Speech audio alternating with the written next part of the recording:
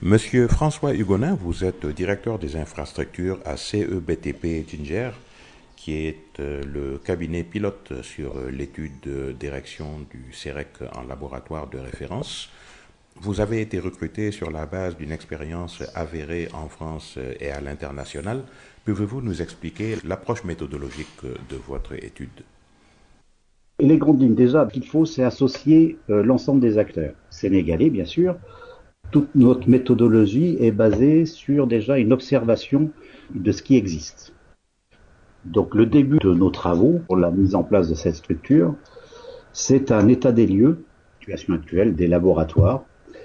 Donc on rencontre les laboratoires, on regarde un petit peu quelles sont leurs demandes, leurs besoins dans ce système qualité générale au Sénégal. La deuxième chose, c'est de céder des modèles existants. On sait qu'en France, il y a le COFRAC, il y a Laboroute, en Suisse, il y a un service d'accréditation. On connaît au Maroc, par exemple, un système d'agrément aussi, qui est mis en place depuis quelques années et qui est encore en train de se changer, de se modifier.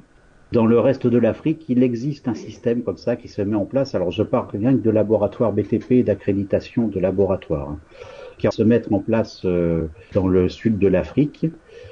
Voilà en gros les références que l'on va utiliser pour mettre en place notre système.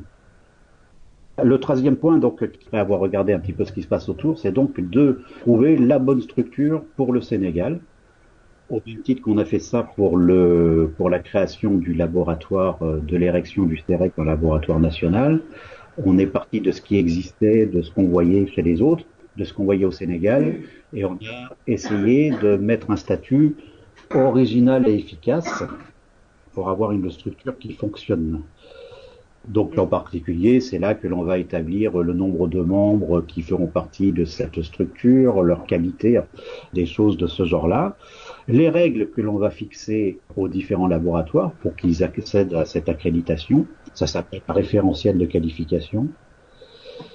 La quatrième partie, ça va être de mettre en place le plan de formation, puisqu'il va falloir que tous les acteurs soient formés, en particulier que l'on forme des auditeurs qui puissent, d'une part, faire un diagnostic de chaque laboratoire, et puis après les aider à progresser. Le but étant pas de faire du contrôle policier, mais bien au contraire de l'assistance technique.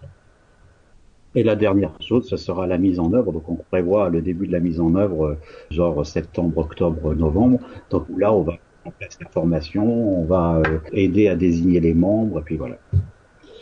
Voilà pour la méthodologie et donc j'espère avoir fait transparaître le fait que nous, on venait en tant qu'assistant technique, mais que l'on comptait beaucoup sur la participation de tous.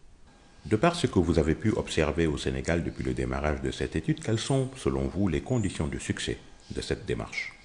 Les conditions du succès, donc c'est bien sûr l'adhésion de chacun, de faire qu'il y ait vraiment un échange. C'est-à-dire que nous, on va avoir des propositions et les autorités en particulier participent énormément à nos travaux. Au cours de ces grandes commissions qui ont lieu à peu près une fois tous les 2 mois, on a des échanges sur l'évolution de notre travail. Et par contre, le point essentiel sera sur la définition de la structure. Les statuts soient clairs, nets et précis et qu'ils soient vraiment partagés. On a la chance d'avoir des organismes qui ont déjà été mis en place. On a avec nous un expert de ce type de mise en place de structure et donc on va pouvoir profiter de cette expérience-là pour aller droit au but. Puisque nous sommes passés d'un marché ouvert à un marché doté d'un laboratoire de référence, est-ce qu'on peut craindre de la part de certains acteurs une incompréhension ou des réactions de résistance au processus qui pourraient mettre en péril le bienfait de cette démarche? Tout à fait. Donc ça, c'est vraiment une crainte qu'on peut avoir, qui existe, qui a toujours existé. Mais c'est la mise en place de ce système de communication, où je pense que tout le monde va pouvoir savoir ce qui se passe exactement avec la newsletter, enfin voilà, et ils vont pouvoir répondre. Donc il y aura une plateforme d'échange, ça c'est très important. D'un autre côté, tout ce qui a été fait jusqu'à maintenant, plus on montera le niveau de qualité vers le haut, ça permet même, nous on pense, à exporter le système sénégalais qui est mis en place. D'après ce que l'on a vu, et encore très récemment, cette idée est très en avance par rapport aux autres pays de la sous-région. Prenons le simple exemple du LP2E, qui ont mis en place un système d'agrément. Maintenant, on voit déferler en Afrique tous les laboratoires marocains qui ont justement ce type d'agrément et qui se sont habitués à la qualité. Donc autant que tout part du Sénégal.